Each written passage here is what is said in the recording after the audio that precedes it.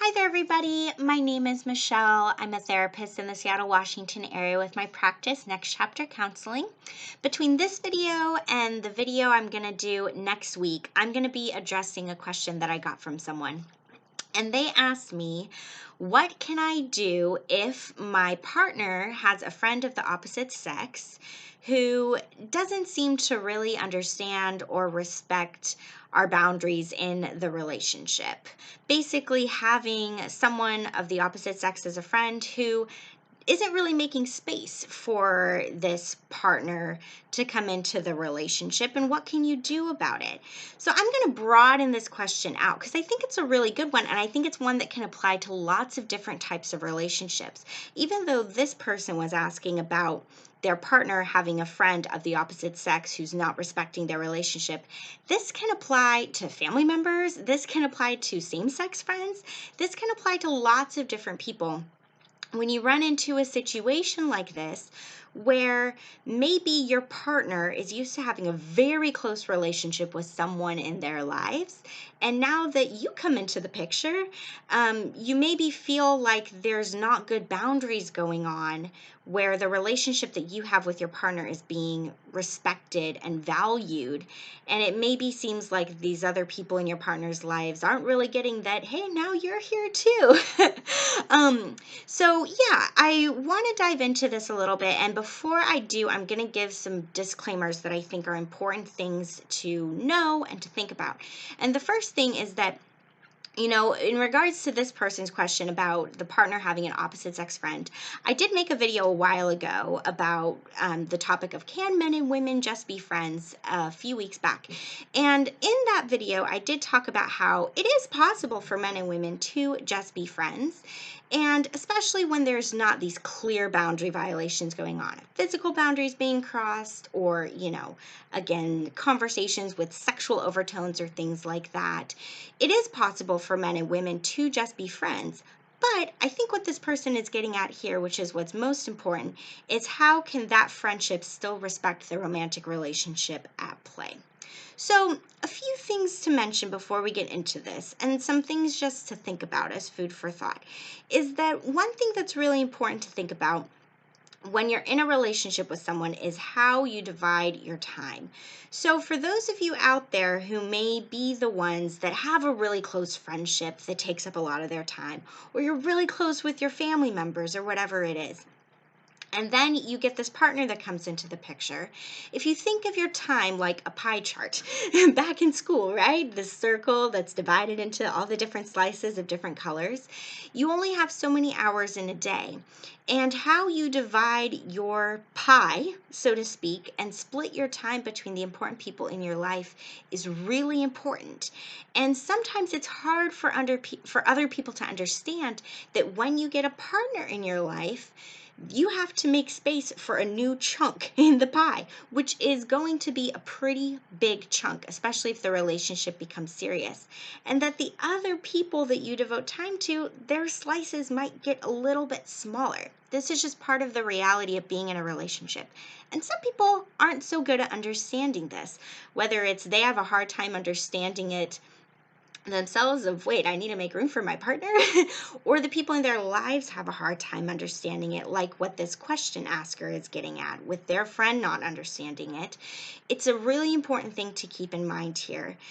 And the second thing that I want to mention along with that, which is that there's been lots of research about relationships over the years and lots of different voices out there in the relationship field. But one thing tends to really predominate as being important here, which can be controversial, but is that your relationship is meant to be number one. When you commit to being in a romantic relationship with someone, you are committing to make that person your biggest priority over anyone else in your life. And sometimes this is tough for people to grasp because they think that means, wait, you're asking me to abandon my friends or abandon spending time with my family? And the answer is no, not to abandon those other people, but to figure out what it looks like for them to come in second or to come in third. You can still devote a lot of time to your relationships with those people, and you should.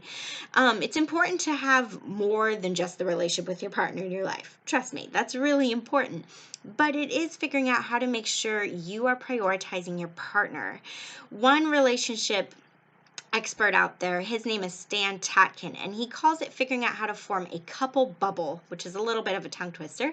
But what he's talking about there is it's really important for you and your partner to figure out how to create a bond between the two of you that comes before anyone or anything else. That this is important for the longevity of a relationship, to make sure you're prioritizing the other person and having them be first. So those are important things for me to get out of the way before I talk about what you can actually do about this. So, addressing it to the question asker, that's such a tongue twister as I try to say it, but addressing it to the person who asked this question, let me put it that way.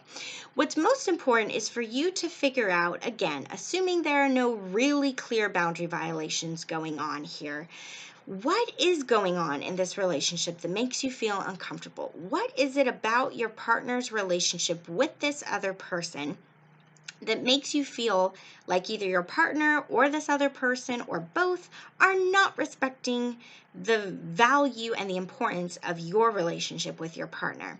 So I don't know, maybe it could be things like, oh, they just drop over anytime they want. And you're like, hey, hold on, like we're in the middle of something and you just barge in. Maybe it's that your partner texts them when the two of you are out on a date. Maybe it's that your partner is spending, quite frankly, more time with them than they are with you. Maybe they spend, 3 nights a week with that person and they're only spending 1 night a week with you. Whatever it may be, it could be a variety of things that show you, hey, I'm feeling like I'm in second place. I'm feeling like our relationship isn't being respected here. So it's really important, though, for you to pinpoint and get clear on what those things are for you. What things are going on that are making you feel like your relationship isn't a priority. So get clear on those things. And then the next thing, as hard as it may be to bring up, is to talk about it with your partner without placing blame on anybody, but to just say, this is what I've been seeing. And when these things happen, it makes me feel like I'm not important, or like our relationship isn't as important to you as I want it to be. And these are the things I would really like to see instead. Whether it's, hey, I'd really like it if so-and-so called before they just came over to make sure it's a good time for us. I would like it if when we're on date nights, neither of us are texting anybody else. We're just focusing on each other. I would like it if for you to spend more nights with me than you do with your friends. Whatever it may be, get clear on what you would like and what would make you feel like a priority, and tell your partner. Now, hopefully that conversation goes well. You and your partner may need to do some negotiating here, right? If you're asking for your partner to spend only 1 night a week with their friends and they say, nope, that's not going to work for me, I really want 2 nights, go back and forth on what it would mean so that both of you can come to a place where you are feeling important and validated and like you're number one, but your partner is also feeling like they're not losing a really important relationship in their life. So go back and forth until you guys both feel like you reach a place where your partner's saying, sure, I would be fine to do those things, and you feel good about it too.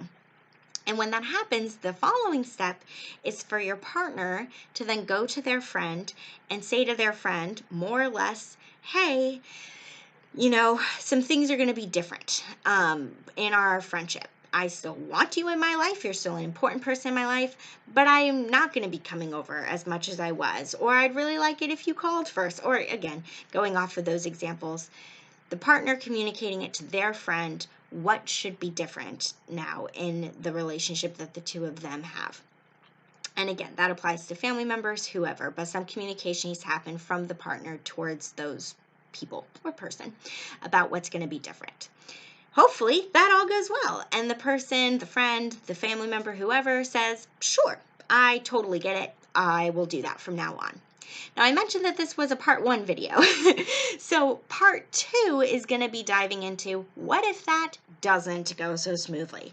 What if you talk about it with your partner and your partner isn't willing to negotiate with you? Or what if it goes well with your partner, but then when your partner goes to tell the friend, it doesn't go so well with that person? Then what? So basically, next video that I'm going to put up for you guys next week is going to be troubleshooting some of these things. All right, so I'll be back next week with that video, and I'll see you guys then.